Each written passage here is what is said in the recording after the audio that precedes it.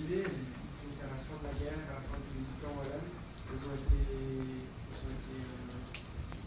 leur fonction d'avant. Alors, l'important, c'est que, enfin, comme avant, il n'est pas possible au sens qu'elles ont été, on leur a fait les transitions de la mécanisation. Donc, désormais, il y a une mode des cultures qui est établie.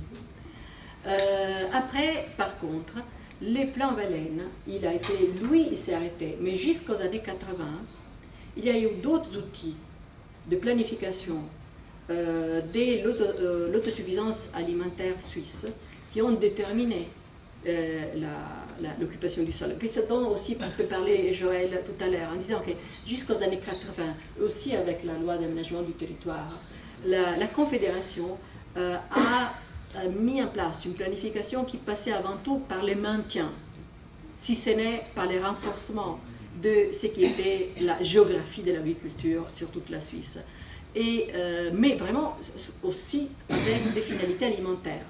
Parce que c'est un peu comme le fait que la Suisse a été toujours préparée en cas d'occupation militaire. On a continué de construire les bunkers au sous-sol, on a continué de faire ça, et on a continué à maintenir, à mettre à jour un plan d'autosuffisance alimentaire comme un instrument de défense.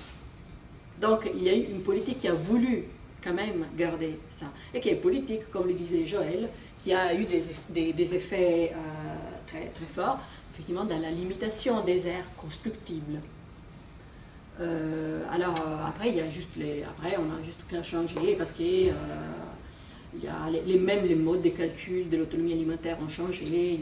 Parce que ça c'est des choses que je ne connais pas, mais il y a des méthodes multicritères, des matrices, plutôt que les calculs de type addition calorique des Vallène, c'est d'autres types. Mais ça c'est dans les domaines plutôt de l'ingénierie alimentaire qu'on a un peu révisé.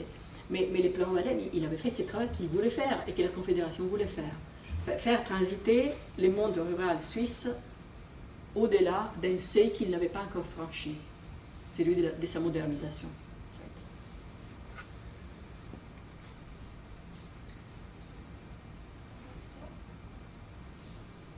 Oui, Craig. Pour continuer avec toi. Quel est quand est-ce qu'il y avait une désactivation de ce plan Vallon et à quel point est-ce qu'ils ont oublié ces scènes dans la ville? Oui. Écoute, dans les villes précisément, tu veux dire, dans des espaces comme ceci, c'est là, je ne peux pas, ça je ne sais pas, je ne saurais pas répondre à ça en fait. Je ne sais pas, parce que c'est vrai qu'après il y a du jour au lendemain, il y a eu par contre aussi, tu vois, on avait eu rationnement des biens alimentaires, avec la fin de la guerre d'un coup. Bon, on a découvert qu'on avait stocké une quantité d'aliments et ça a été un peu une sorte de Noël pour tout le monde. Et donc, je ne sais pas, du coup, l'impact direct sur les espaces urbains. Moi, j'ai une question. Et combien a été réalisé du plan Vallon par rapport au total des surfaces? Oui. Écoute, là non plus, je ne sais pas te dire, parce qu'il existe des... Alors peut-être que aussi, peut-être que Joël ou Greg connaissent, je sais qu'il existe des manières un peu locales, commune par commune, des informations là-dessus, mais il n'y a pas à ma connaissance au moins, si tu veux, une sorte de synthèse. Alors, Vallène, d'ailleurs, les bilans du plan Vallène, ça aussi c'est la controverse totale. Je veux dire, il s'était donné une certaine quantité, donc il fallait revenir à une certaine occupation du sol qui avait précédé le XXe siècle en termes agricoles et tout. Alors Vallène en 1980, d'ailleurs en 1980, lui, il est membre de la FAO, la Fédération pour la International Food and Agriculture Organization. Donc ça c'est Vallène est là-dedans, après 1950 et 1980. Et là il dit du grand succès du plan Vallène. Tu vas écouter les historiens d'Archimov et tout ce qu'ils disent, en gros ils disent, des 50% des terres cultivables, avec le plan Vallène, on est arrivé aux 56. Pour eux, c'est dérisoire, ce qui s'est vraiment passé. Aussi les témoignages oraux les disent en partie.